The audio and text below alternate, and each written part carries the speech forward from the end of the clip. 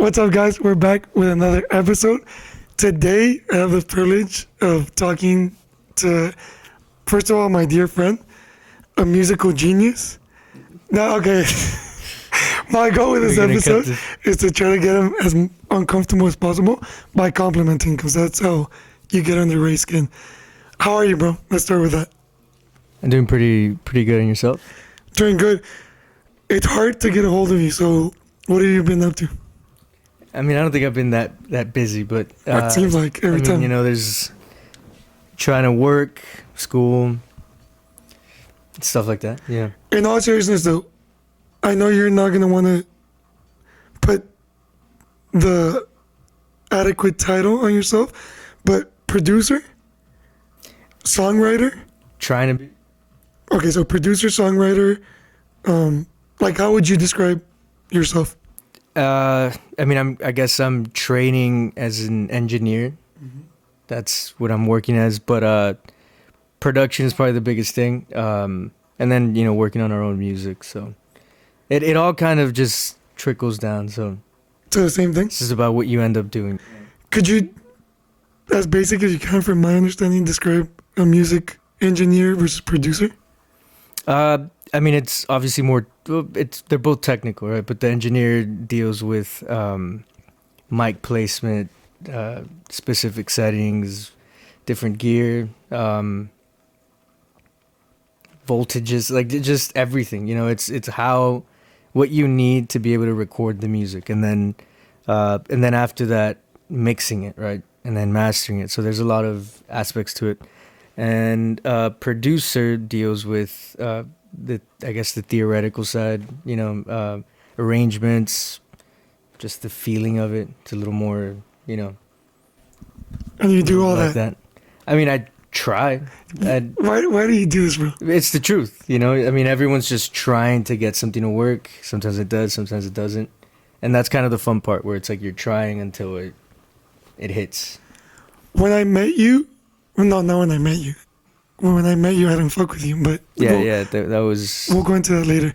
Now, when I first heard about you doing music, it was you writing songs, playing instruments. Like, obviously, you weren't doing the producing or the engineering. Yeah. How did that process shift? Is it something you always wanted to do, or like, how did you go from making your own music to what you're doing now? I guess just trial and error. Just wanted to change like whatever I was doing at the time. But it was always like kind of intertwined, like the musical side, you know, the feeling of it kind of interested me as much as the technical side, even if I knew nothing about it. I mean, 2018, it's embarrassing to say, but I didn't even, you know, I wasn't familiar with synthesizers or anything like that, but it all seemed interesting. So I delved into it maybe a little too deep, and then, you know, we're still kind of doing the same thing. Going back even further, why music? In the sense, like, you could be doing anything, right? And we've talked about it, and I hope we can kind of touch on it. The traditional route is like, hey, go to high school, get good grades, go to a good college, get a good job, which is what 90% of people are doing. You decided to go a completely different route and invest your energy, your time, and a lot of money into your passion. Why music, or what has it been about music that you feel like this is what I want to do? Well, I had invested my money and dropped out, so I couldn't lose more money. So I had to, you know, it's at least this is gonna be fun. That's what it was. I mean, I was a kid. I was pretty like lonerish as a kid, so it was a good way to, like, you know, making something, you make it by yourself. I mean, not always. Now you collaborate and everything, but as a kid, it's like, what are you gonna do? You know, so it was a fun way to just kind of escape into that. But like I said, yeah, I dropped out. So I didn't think that was the right path, just because it just did not. I just couldn't sit through a class, you know, especially when it dealt with like economics or something, right? And so yeah, it just naturally, it was like, you know what, this feels like I'm just fucking around, but at the same time, it's like I feel like I could maybe do something with it if I fuck around enough, and and then sure enough, at some point, like you just see things around your room. You have like a little studio, and it's like, I mean, I guess I fucked around enough. Like it's like there, and it doesn't mean anything to maybe someone else, but like you just keep doing it every day. It's just the being constant with it. You know what I mean? Didn't mean to stutter there. No, you're good. Yeah, I mean, I stutter all the time. You talking about being a loner as a kid? Yeah. That always intrigues me, and we've talked about it once or twice. Can you like talk about that? What Little Ray as a child was like? I mean, Little Ray was like, I'm telling you, I wouldn't. It's funny because I think I talk way too much now, but like I wouldn't say a thing. Like even with my parents, or I think my brother and I just had like a silent communication too. It was just like, you know, I don't know. It's just very quiet, and it wasn't a bad thing. I think it helped me kind of explore a bit more and just kind of understand myself. Obviously, it took me way too long to really, figure it out. But and I don't think I still have. But like at least as a kid, like having that time to myself helped me kind of try different things. What age are we talking about here? I mean, from the first day I can remembering to what would be considered a kid still, middle school or something. What were you doing in that time alone, and like how introspective can you be as a child? I mean, that sounds weird, but I remember thinking about everything. Like for some reason, I was just curious, and I was also a very worrisome person. So like any little thing, like someone was sick or this or that, it would send me down like a spiral. So I don't know. I think it did help me kind of become very intense over things. Like if I liked a certain musician, that led me down like a crazy path, and I'd obsess over like the whole genre or the whole year, era, whatever. Just like really like try to understand all of it. Do you think, I mean, knowing your parents, do you get that from your parents, or was there anything that like, because usually as kids, we're to a certain degree social and like doing things that are deemed as normal.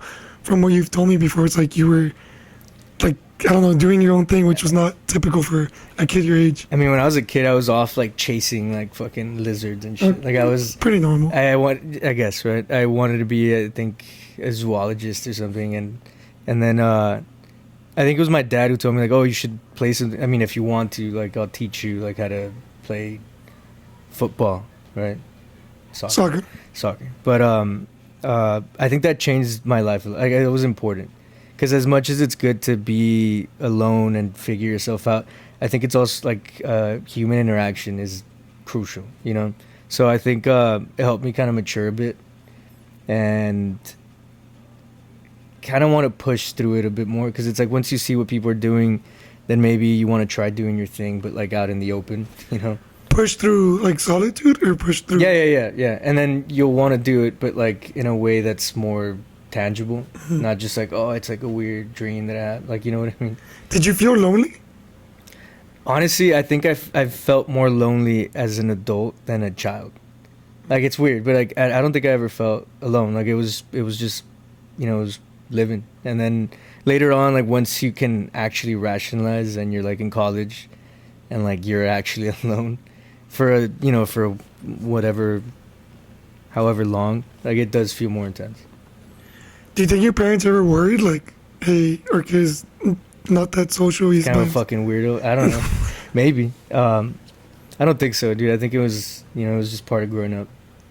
Like, if you had a kid that repeated your behavior, would you be worried, or?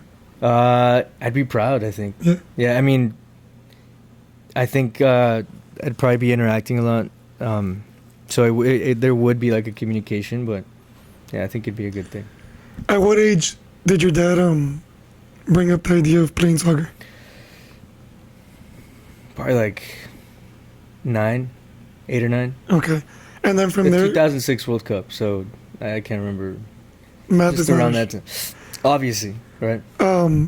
Was it an adjustment for you, like being around more kids and having to like collaborate, I guess? It's weird, but it wasn't. Like I thought it would be, but I think it was just like the natural course of things, and I was actually pretty good at it. Like I got good at soccer, but I also got good at like being like a team leader or whatever, which then kind of led me to believe that maybe I can, like, I have more of a voice or whatever as a kid, because I had never really been outspoken at all. So that was good.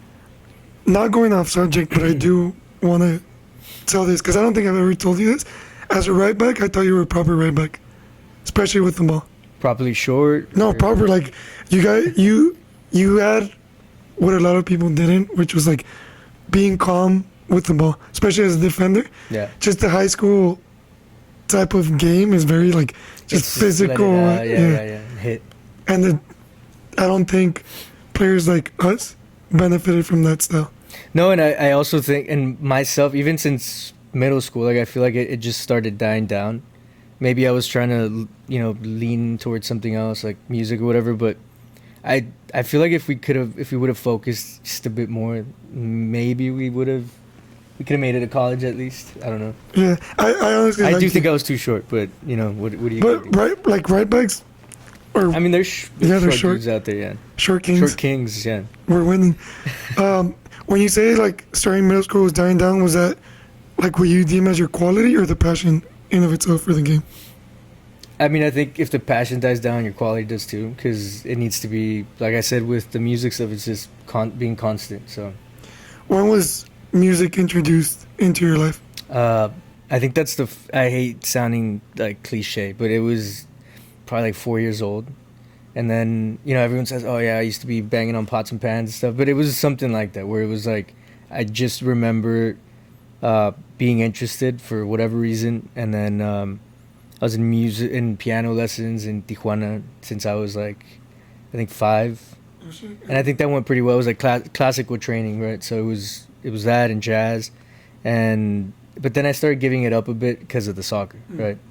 I mean, but you're a kid. I think it was important to be a kid. So I don't regret it too much, except now I do wish I was a little more inclined, to play fluid piano. But maybe that's what's also helped, just be kind of experimental with things, because you're not that great at something, at an instrument, so you figure it out in another way. Okay. That's interesting. Other topic, but yeah. Did you enjoy those lessons as a child? Yeah, my teacher, I don't know where he's at. I think he retired like a long time ago, but him and his wife were really nice. And he was very, he was a very intellectual person. So, but he was also fun. It was a good way to learn it without feeling like pressured. Or like you're forced to learn a certain type of music. So, do you think your parents saw something or noticed something that they like felt like, okay, maybe we can push, or was it just like, hey, we want to keep them busy? No, it was. They definitely like. I must have said something, and on my dad's side, they're it's like a couple musicians there, so not professionals or anything, but they were. His brother Rodolfo and my grandma Guille were both pianists. So shout out to Abuela Guille and Tío Rodolfo. Rest in peace to both of them. Rest in peace. Fuck, I didn't know that. So it runs in the family. I mean, there's a certain. I guess I don't know how that works, but yeah. I want to get into your path because some people have an inclination for music and they enjoy it, and maybe they have the facility or they can play it with ease, yeah. Right? And it's very attractive. I feel like you look at mainstream or like popular culture, artists around the world. Is that fair to say? Or prominent figures in? I mean, in the media, only, in my opinion. But what? I guess there's a big there's a big repercussion to it spreads from the media to actual society, maybe, right? Like people pay attention to what musicians say, right? Is that what you're trying to say? To a certain point, but it's an appealing lifestyle, I guess, maybe, because it's being like an artist or yeah. I mean, I wouldn't know, but it shut the fuck up. It's no. I mean, it's speaking frankly, like being like when people live off that, like it's probably from what I can tell, it seems pretty freeing, but at the same time, like just like anything, it comes with its own caveats. But maybe you're not at the point where you're living solely off of that, but at all. you are creating. You are. No. It's look. I have to. But it's also it's funny because there's no like. It's difficult, you know, to try to do it. Like it seems like, oh yeah, you live off this or that, but you give up a lot of other everyday things just to be able to like start getting there. So I mean, we hope that we can get to a point where it's a little more peaceful. Maybe this is part of the fun, right? Like just going through it. But yeah, it's a tough choice to make. Well, I mean, it is. It wasn't for me, but it once you see it, it is like, oh shit, you know, this might not be as easy as I imagined. I know you're not gonna give yourself the flowers you deserve, and if I'm saying something that I shouldn't, just cut me out right away. But have you performed live? It was just this one-off thing. Honestly, we've been because of the everything else, like the in between and the school, everything. Like we didn't focus enough on that side of things, and we're hoping next year can be we can start getting a string of shows and stuff like that. It's funny, I haven't been that worried about it, but I probably should. I should start. Yeah. Okay, you performed once, and you've also worked with you're working with people within interesting people. Yeah, and I mean, I know you don't base success off of numbers but people that like have a fan base or are putting up certain numbers, like they're not just nobodies. So you're working with those people, which from the outside looking in, people are like, oh shit, that's really cool. He might be working with this band, or he made this song or made this. But like you said, you've sacrificed a lot of like everyday things. Can you elaborate on that? I mean, you might, how could I put it? Yeah, I mean, like it's going to be a great time. You're going to talk to great people. You're going to learn a lot. But then you have to go home and wonder how, and I don't mean it in like a dire way. It's just what it is, right? You still have like, oh, how are we going to do rent, or what do we need to cancel? What do we need to change? Like, it's not as easy as like, it's a good escape for a while. But it's also a good motivator. It's like, I want to keep doing that. So let's figure the rest of it out. So I guess in a way I've matured a lot as an adult, you know? What is it about the whole music process, or the music, for lack of a better word, like just the music world, that you said, this is important to me and I'm willing to sacrifice other things for this? So, look, first of all, I'll say, like, it doesn't matter more than anything else, you know? And I've almost realized that while doing music, I care more about everything else in my life than I did before. You know what I mean? Before it was like, when I started, it was like, oh, I need music because that's, fuck everything else or whatever. Now it's like family and a lot of things that were being neglected. Not neglected in that sense, but it were going over my head. Now it's like, it's there now, you know? So now the music is kind of like the therapy side. Instead of being like this is what you need. It's the means to an end. It's like, no, this is what I would want to have plus what I already had, and I never noticed. Which is family, all those things. Yeah. That's a beautiful. Even, I hate to admit it, but health, you know? Yeah. This is the first year and a half or year that I care about health, you know? Which sounds very immature, but it's true. I mean, that wasn't like on the top of my list of important things in my life. And now and not in like a dire way either. It's just like, you're just living, you don't think about that, you know? We get it, bro. You're not a dire guy. We get it. But now we're even talking about, so maybe 2 years ago you didn't care about health, and now we're talking about getting all these music artists to perform during daytime so they don't mess up their circadian rhythm, getting them on blue light blocking glasses. So I mean, a lot of people care, you know? I could even mention like, what's that? Idols. There's a band that I like. The English one? Yeah. Well, I think they might. Yeah. Where are they from? No, yeah, you're right. Either way, I think there's like a lot of vegans there, vegetarians. I don't know exactly what it is. I know you're not into that, but you're not into that kind of thing. But I'm just saying, like, it's funny how that all changed from like oh, let's do a bunch of. Can we? Yeah, think fuck really- yeah. yeah. Let's just get fucking railed on cocaine and fucking Jack Daniels, and then now they're all super chill and drinking almond milk. You know, Which is before it's gay. done. Or some, Not that there's anything wrong with being gay. Come on, man. I'm sorry. That's disrespectful. Ray is all those claimers, like, my opinions are not You're what? associated with. Oh yeah. A disclaimer. Yeah, disclaimer.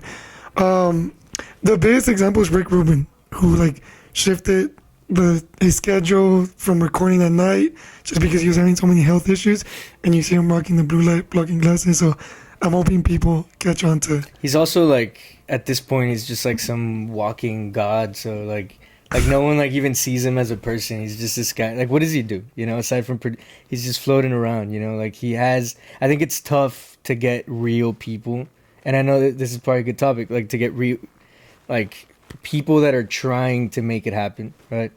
On that like vibe, I'd be down to try it. You know, I will say like recording at night is like one of the biggest things that I do. You know, like I enjoy doing that.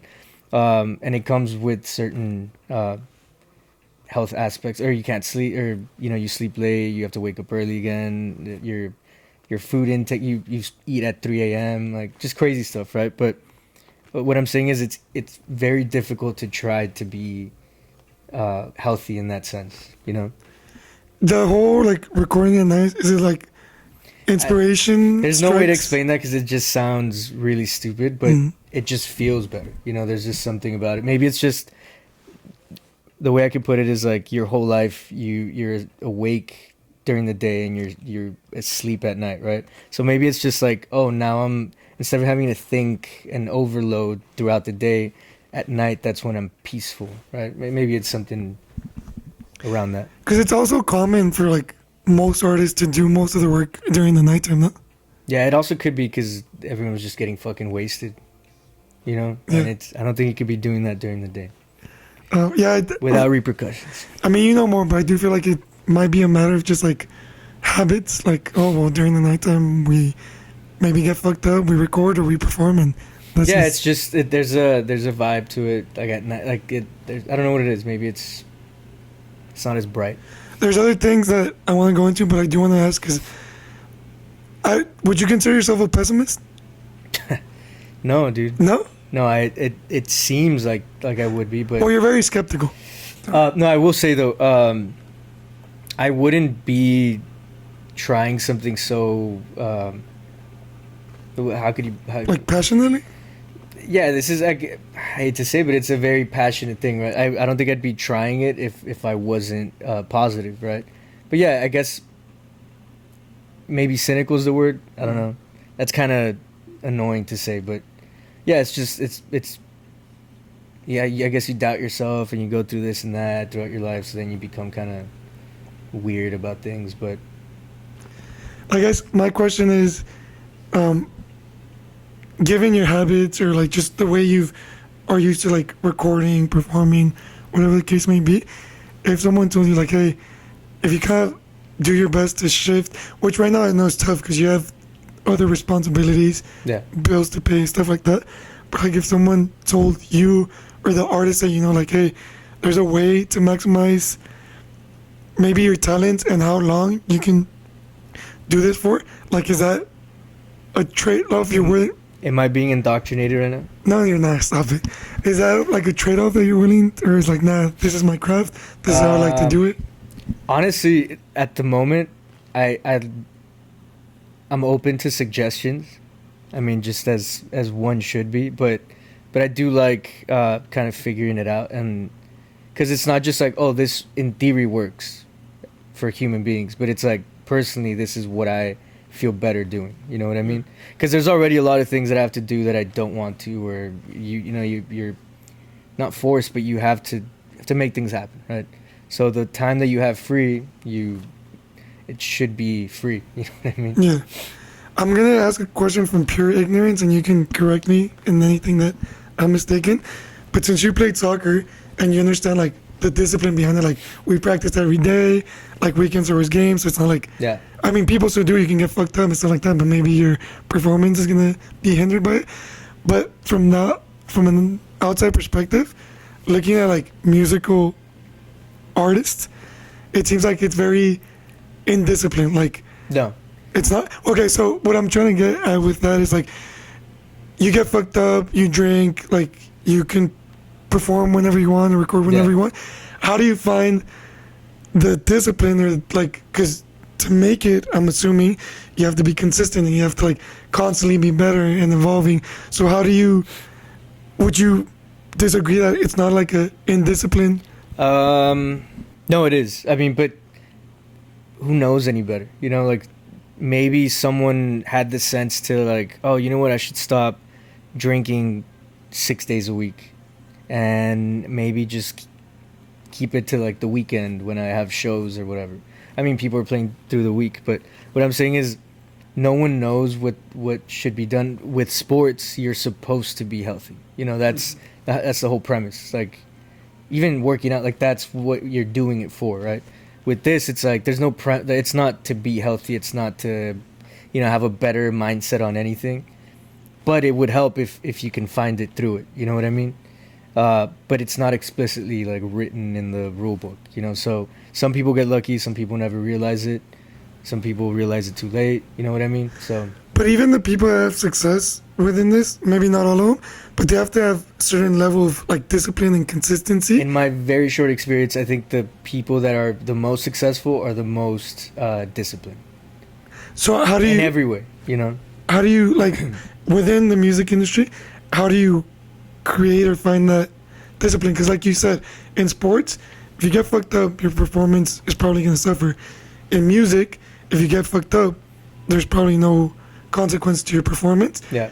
But that doesn't. So I mean, like, there could be, you know? could there? Yeah. Imagine you're playing a show, you get too fucked up, you smoke some weed and you're getting twisted and you're falling down. Like, you know, like it could happen. Or you can't wake up because you're too hungover, so then you don't play well, or your throat's fucked up. You know, there's a lot of. Yes. I think people just push through it. You know, that's the mentality. Not everyone, but just. But I guess like we from the outside look at the shows, look at the videos and stuff like that, all the cool stuff. But behind all that, there's like I'm assuming many hours of recording and like perfecting that.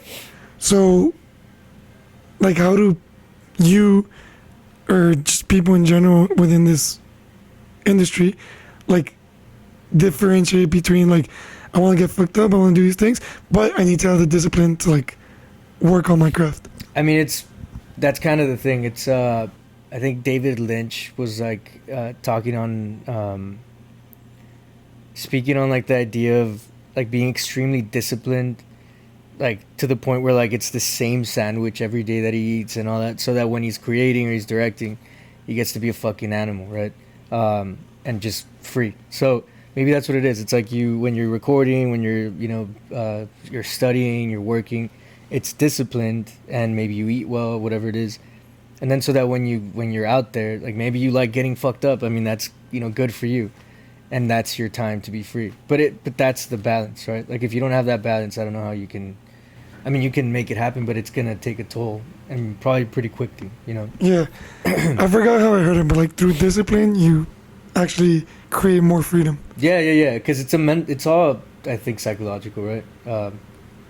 Aside from the physical, but I mean, psychologically, you need to feel like you're okay doing something. Because if you feel like you're doing something you shouldn't be, and you continue to do that, you're gonna start hating yourself. You're gonna start, and it's like a downhill battle, uphill battle. What I'm saying. Yeah. Aside from writing music, in college, you made money writing essays for people. Yeah. I think you're Tutoring. What's up? Tutoring. Sorry, I feel like you're a very talented and just gifted writer. Is there anything? Were you born with that, or did you establish that as you? I mean, I couldn't even speak English when I was a kid, but I remember writing. Like, that was one of the first things I would write. And I remember, I think it was like a weird, I don't think I have dyslexia, but I would do capital and lowercase letters throughout a sentence. So that was like the earliest memory of that. But for some reason, I would write little stories, right? So I had a teacher back then, Miss Fowler, I think her name. She's now Miss Sizik. She's married. Which I'm meaning to go visit her at some point. But You still keep in contact with her? my mom, I think, Oh, like, that's cool. has her on like Facebook or That's something. cool. But she changed, like, honestly, like, she was really important because it almost felt like the artistic side, like, was important, you know. And as a kid, I think that's really crucial, or else you kind of psych yourself out. And even then, I didn't pursue anything until much later. But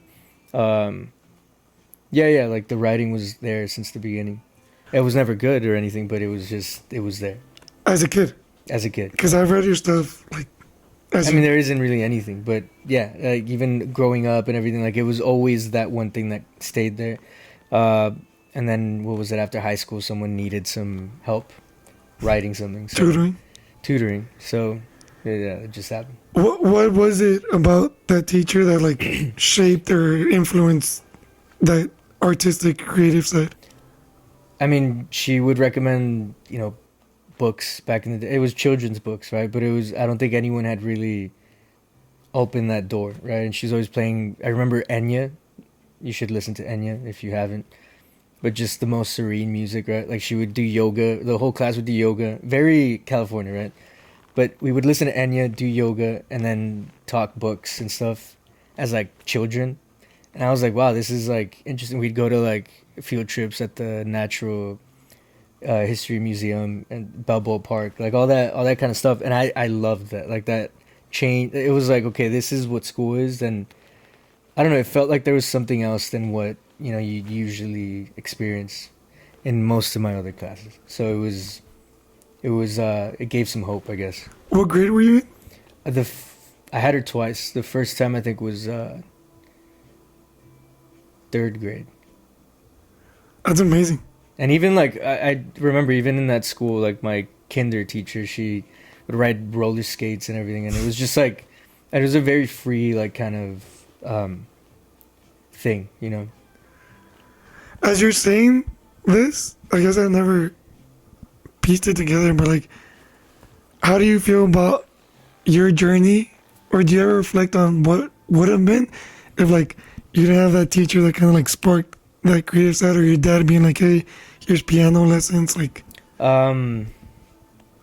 Yeah, I mean, I try not to think about it because I feel like it gets kind of depressing because it's even like all the way into, what was it, right before dropping out of college. Like my little brother, like kind of just in his own way telling me like leave, go home and regroup and do your thing, So like I think those moments really matter because a lot of people don't get them, so then they're lost, and hopefully they find themselves, right? Because it's a good feeling.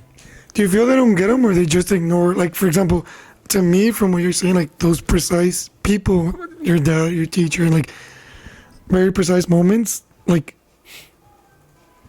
yes, they influence, but it also has to do with you, like. I think at the end of the day, it's just like, I mean, I hate to be this guy, but you have to have courage, like it's because I understand that there's people in positions in their lives where making music is the last fucking thing they should be thinking about, or that they want, that they can be thinking about, because it's fucking hard out there, right? Many times it's even like extremely depressing out there, like it's very difficult. So yeah, I think just when you get the moment, when you get the chance, like if you try to take it, in any sort of way, it could change your life. I don't know. I love that. Thank you. I feel like we've bonded over not only each in our own way, like pursuing what we feel called to do, but also through different situations. It's not like we've had, especially recently, had the luxury of like, hey, you have full emotional, economical support, so do what you want. Like, no, we've had responsibilities, we've had like things against us, or just, I don't want to say the odds against us, but like things that we've had to overcome just to be able to pursue our passion. I know maybe that sounds cheesy to you.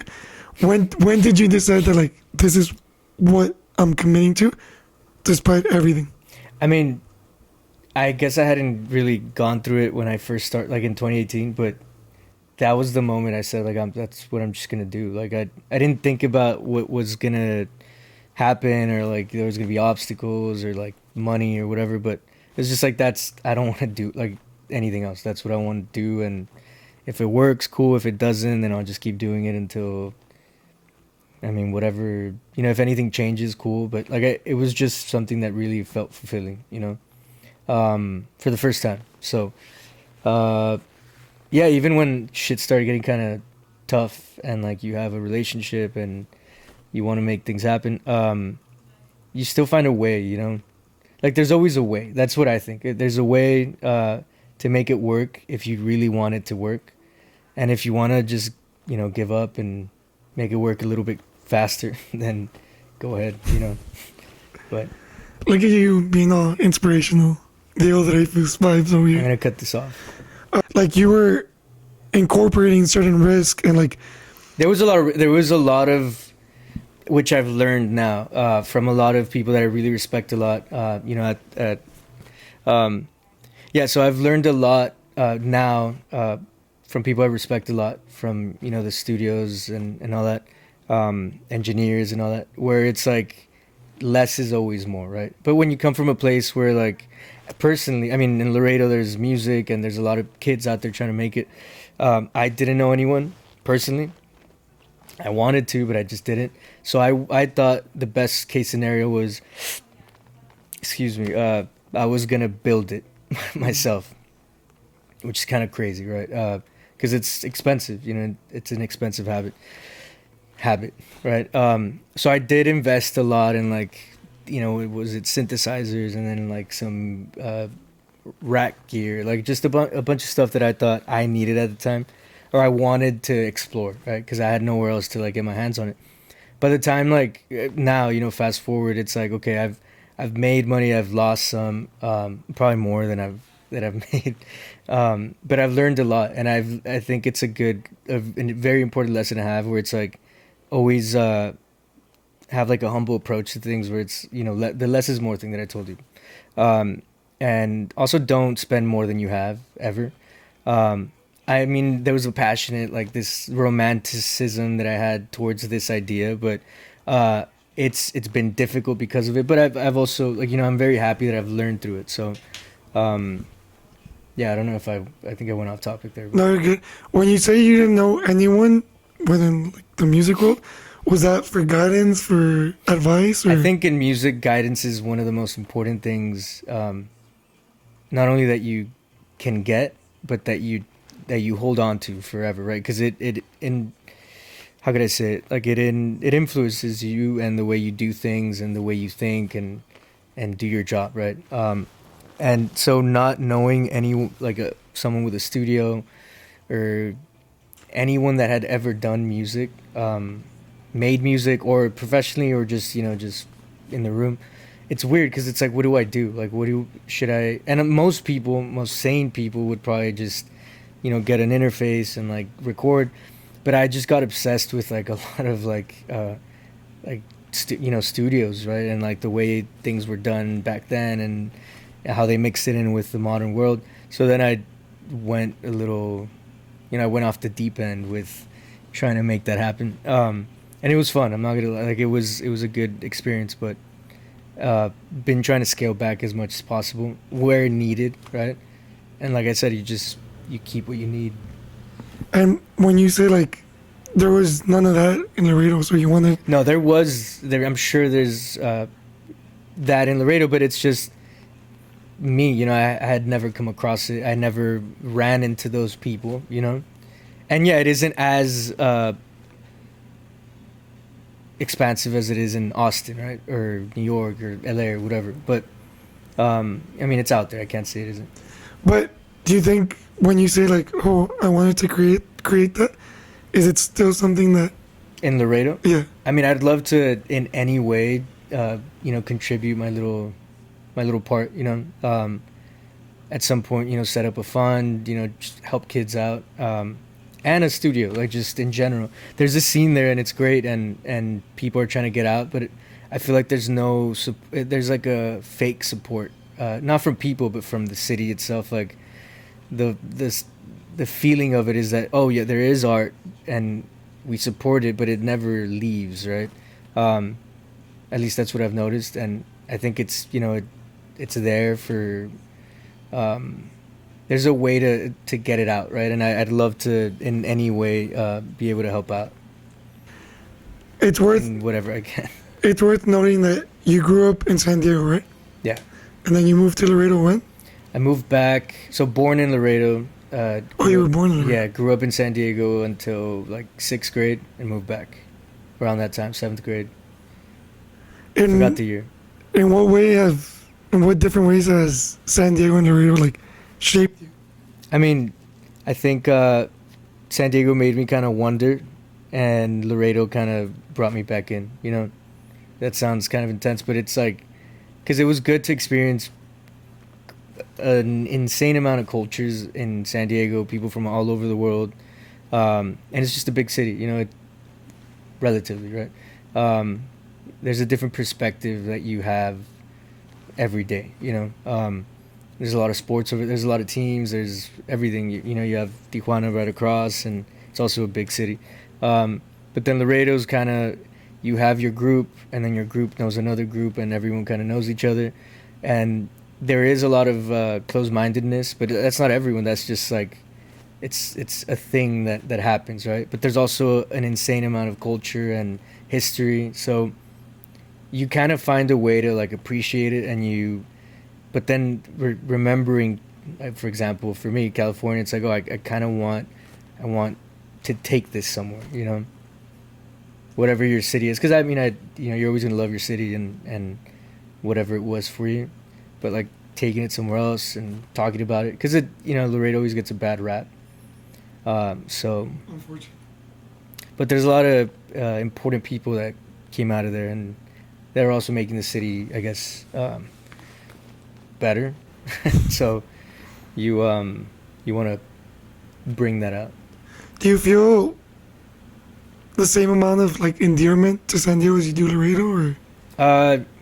It's different. It's because it's almost like you don't need to. It doesn't need that, San Diego? Yeah, it's grown up. It's the accomplished older brother or whatever you want to, or younger brother, I should say in this case. But Laredo's more of like I said, it gets a bad rap.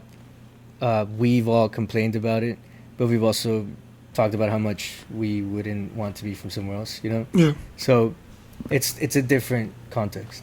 Yeah, I love it. I can't wait for the day when you have done everything you want to do and are able to go back to Laredo, maybe temporarily, but just share the know-how, or like just share a blueprint of how it can be done. Because you did it without anything. But nothing's been done yet. It's just you give yourself way too little credit. it's just leaving. I think the first step is not leave. You don't have to leave Laredo, but I mean, if you have an idea, either make it happen there or somewhere else, but just make that idea happen. You know what I mean?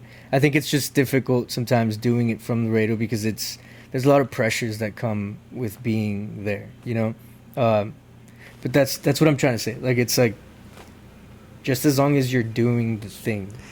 Even what you're doing right now, I know like specific people that would benefit tremendously from hearing your experience, from hearing your perspective, from hearing what you've done, how you've like maybe even learned from your own mistakes. So I get that you're not where you want to be yet, but you can't downplay what you've done up until this point. What I could say out of everything, not even in whatever I've or what I'm doing, but the mistake part, that's something that I do appreciate, like putting out into the world, because I think it sucks when I don't know, someone's trying to make something happen and then they face a mistake and then they're like, fuck, you know what, I think I'm just gonna stop, because not everyone has the same mentality or support system or whatever it is, right? Or delusion, I should say. So yeah, I mean, it even if you make mistakes, it's gonna, like, it still might work, just learn from that moment. Here's another moment of you being uncomfortable, so just brace yourself. We have different, we've talked about it between each other, like high school, Yeah. we were very hostile towards each other, very passive aggressive. Um, and then maturing, we found things that like, oh shit, this guy's cool. But throughout the years, one of the biggest things that I admire about you, and I truly have gotten inspiration from that, is that like I've been fortunate enough to hear some of your experiences from you telling me, and like, I don't know, X Y Z happened, and I don't know how I'm gonna be able to do this or recover from this. But one, you're courageous enough to like put yourself to the fire without necessarily getting help or guidance from anyone. And two, you're resilient as fuck. Like you always find a way to bounce back, to come back to like your place of just creating, like getting back to what you do best. To me, that's fucking inspiring.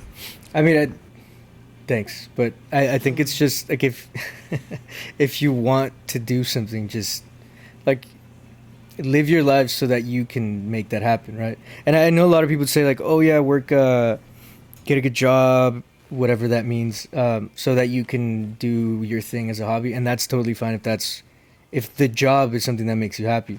But in my opinion, it's like I think your entire life, if possible, if this is in your cards, it's in your life, it's in your parents. Like if this is something you can do, your whole life should be happy. So the thing you're doing should make you happy, and maybe a small chunk of your day is the really hard work to make the thing happen. It's always the opposite. It's like the entire day, the entire week should be the job that pays everything, and then maybe 2 hours are for your music.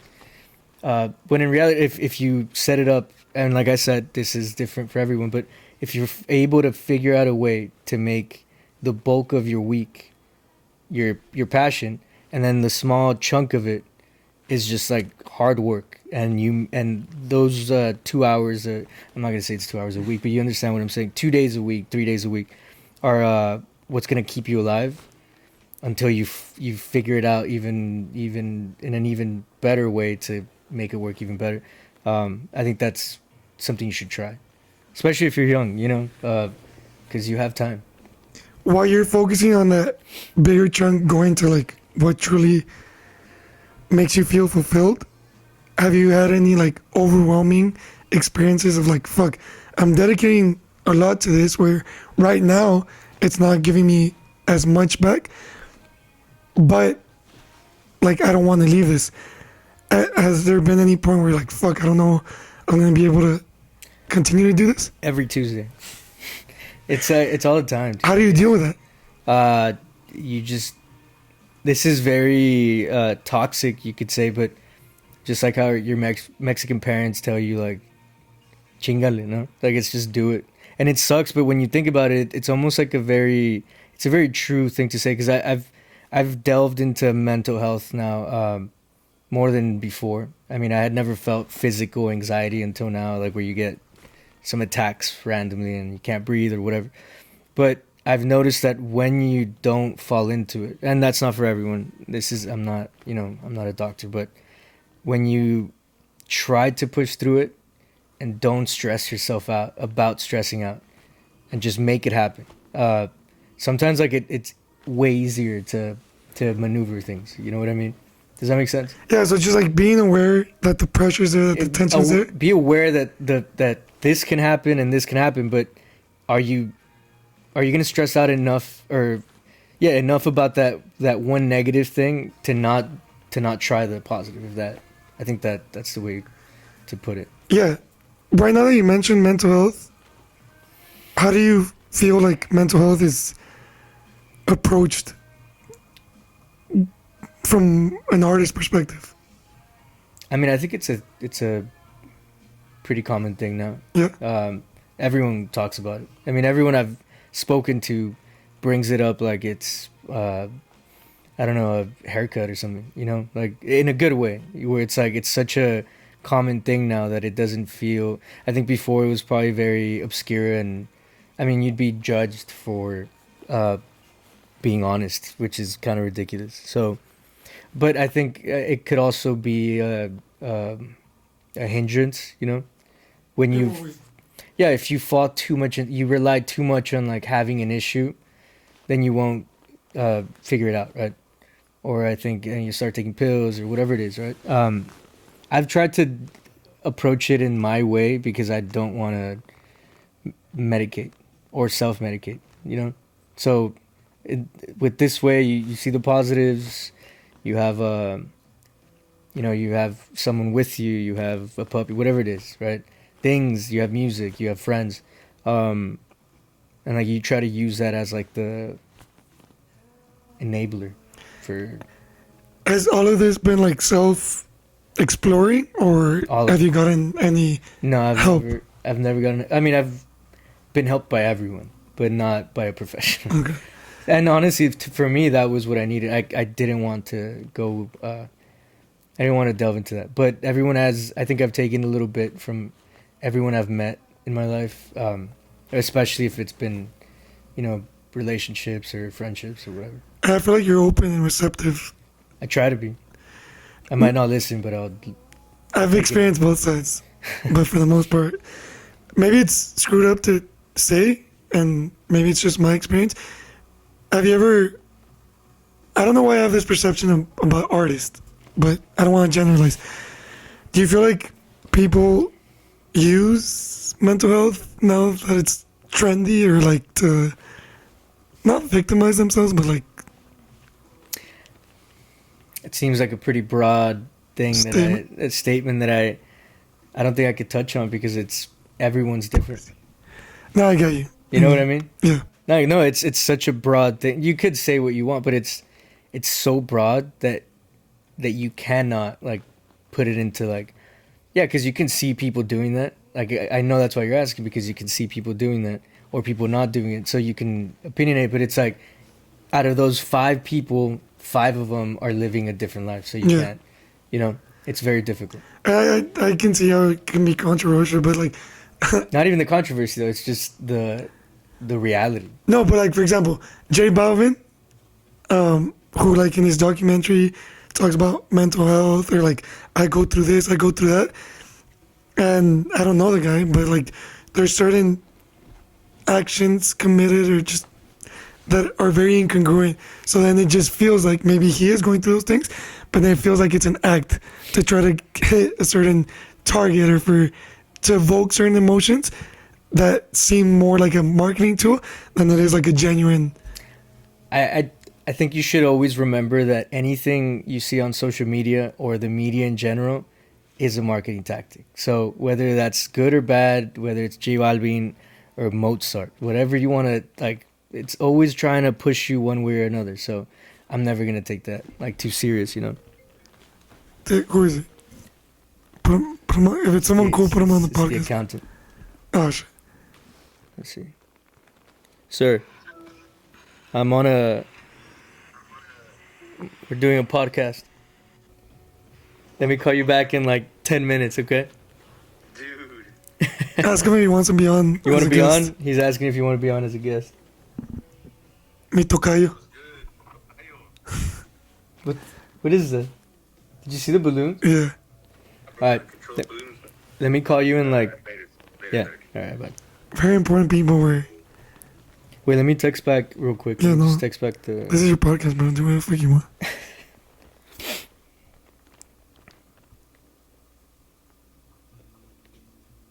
You seem nervous, like if you're going on a date. Oh my god. Smells so good.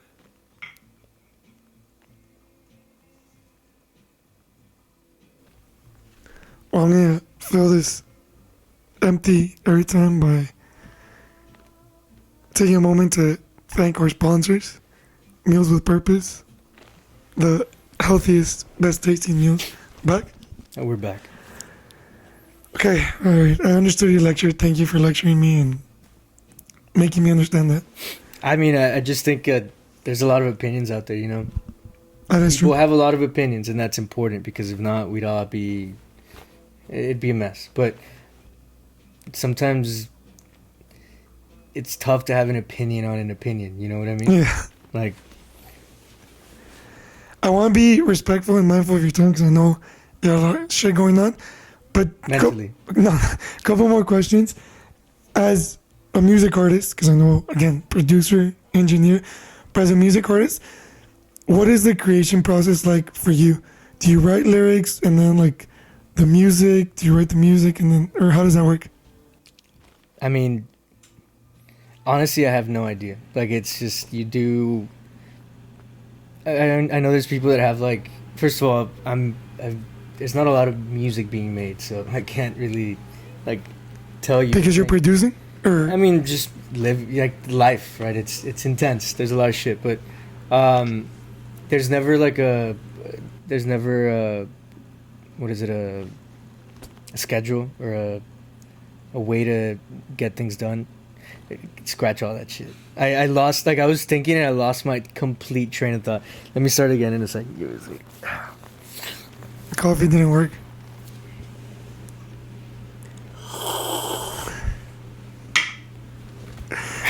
Dale, you're gonna, all your work is being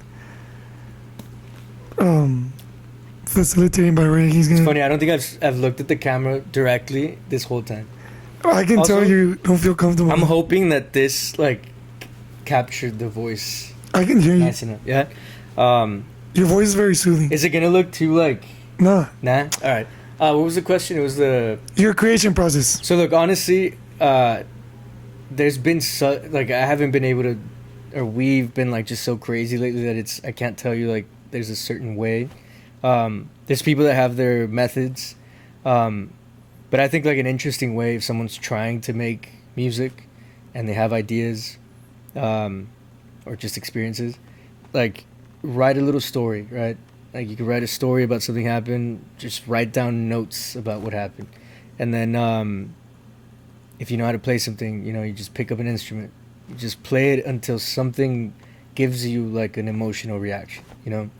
Well, because you can make chords and oh yeah, that's what a song is supposed to be, but when it there's a sort of a pattern that just feels special, and you go from there. I mean, if you're making crazy shit, then you could just turn on a noisy synthesizer or electric guitar and do the same thing, but it's just it's all kind of patterns. It's something that expresses that story through sound, right? What, In my opinion. what emotional reactions do you feel when you're making your music? Despair and sadness. No, I think there's a lot of resolve, which is what everything's been. It's like it's about to be fucked, but there's something that kind of changes. Okay. You know, I think that's a good, at least for me, that's been healing in a way. Is there anything at all, whether it's, I don't know, what you drink, what you eat, or going for a walk, that facilitates the creation process for you? Wine. Really? Honestly, right now, that was a joke, a dumb joke, but we've been buying like, you know, cheap Trader Joe's wine, and it's become like a pretty good, just like relax a bit, you know, because I mean, like I said, anxiety is a thing, and it's become more of a thing now that I'm more of a chill person, which sucks. I'm just no, I'm not gonna do it, but yeah, no, like we've been getting a lot of wine lately, and yeah, I mean, you're not gonna get fucked up, but like you have a few glasses, right? You know, work on some stuff, and Creative lubricant, so to speak. I mean, if you want to be a fucking weirdo about it, Why? You use lubricant to your car to function well. you know that's a me problem, right? I'm sorry. Yeah, that's on you, buddy. But yeah, no, it's been good, and I mean, a good meal, some good salsita, you know, just good shit. This might be a personal question. What are you anxious about? You don't have to answer that. What am I anxious about? Yeah. This probably. The podcast? Yeah. Why? I'm joking. You're doing great, bud. It's I mean, I think anxiety, at least for me, it's like all the things you don't want to be thinking about, but you should be. You know, like you have to at some point, but you don't want to be. Does that make sense? Yeah, but like about, I don't know, like relationship, finance, family. Nah, I think it's always, I won't get into specifics, but just making it happen. Like making sure that where you're at can get better and you can solve, just any financial problem or whatever it is. How do you deal with anxiety? I mean, it's kind of different every time. There's times where it's like a little overwhelming. Just have to push through it, you know.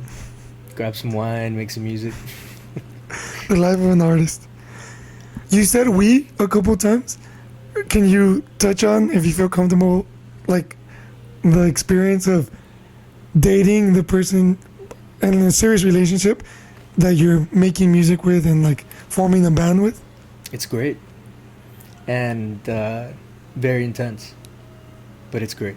So obviously, just giving a shout out to Sophia, who opened the doors to your beautiful home and studio to us. But yeah, I think that's a cool sounds very basic, but it's just like a very unique experience to be able to have like a serious, romantic, and loving relationship with someone, and at the same time create beautiful music and just collaborate and making something. It's funny. I think most sane people would advise against it every single time that you ask them, but I think we've like figured out a way to just like work through it, you know, and kind of and grow. I guess, you know, it's. I'm sure it comes with its challenges, just as having a relationship in of itself Yeah. does. When you mix like artistic, Ego. and I'm sure you guys have like different creation processes, or no? Ideas, yeah, like Yeah. it's different, But which kind of helps work together because you do your own thing and then put it together. I feel like even then, if you figure out how to communicate those differences and find a middle ground, I'm sure it translates into a relationship. Yeah. I mean, it's kind of it's weird, but I think it's helped everything make sense, if that makes sense. And you said most sane people would advise against it, but also the upside of creating something with the person you love the most. I mean, it's don't stop something, yourself. you Say know. it. Yeah, but it is. I guess it is one of Challenging? those. No, not only that, but it is one of those. It's one of those things that you look for, and you're like, you know what, I want to see what that would look like. You know, Yeah. I think it's one of the most important, and I don't talk about it enough. I think, but yeah, because it's like oh shit, you figured it out. You have your house at some point. You can travel. You can go play here, do that, meet people. You know, it seems like everything put together. We can talk about it more in another podcast because I definitely want to talk to you more. But I do think both of you are very fortunate to have each other in your life. Oh, I think the benefit is mutual. appreciate it. So I like hanging out with you guys. Even though, never mind. Like I said. But to wrap it up, bro, I know you don't like to do these kinds of things, but I do want to ask you, like, being in the position you are now, after all the experiences you've lived, which there's many, many more to come, what would you tell, like, I don't know, maybe 17, 18-year-old Ray? I don't think I could say it on this podcast, but Okay. think twice. Okay. But not because you're debating what to do, you know, not because you're like, oh, be doubtful, but think twice what it is you actually want to do, you know, and do that. And for, let's just say, let's have Laredo in mind, for any kids that feel fulfilled doing music and creating something that is special to them and don't necessarily have a clear path or much guidance, what could you tell them? Well, honestly, first of all, I got to extend it. Like, if anyone ever needs, you know, some advice, they could hit me up, you know.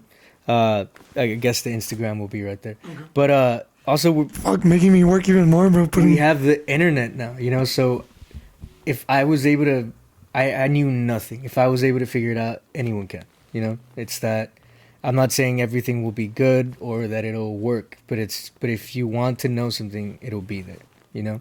Anything. You don't have to go to school. In a lot of cases, and in other fields even, I'll say that. Like, if you want to figure something out, it's possible. There's millions of resources out there. So, I do want to say, from a very ignorant perspective, I don't know about music, but if there's anyone that I trust their expertise in music, it's Ray. So if you're watching this and you're into music and you want to make your passion into like your life, I guess, this is a great man to have on your side. Before we go, again, I want to make you feel uncomfortable. Thank you for your friendship. Honestly, there's been many moments that your friendship has helped and meant a lot to me. Two, thank you for allowing me to be a part of your life, sometimes from a closer approximation, sometimes from a further approximation or from a further distance. But just sharing conversations with you, being a part of like seeing you invest so much into your passion, into your craft, and seeing like the creation process for me has been very inspirational. I admire you a lot. I have a lot of love for you, bro, and I really appreciate you. So thank you for everything you do. Likewise, brother. Last thing, bro, cuida tus amistades. That's what they say. Shit, there we go.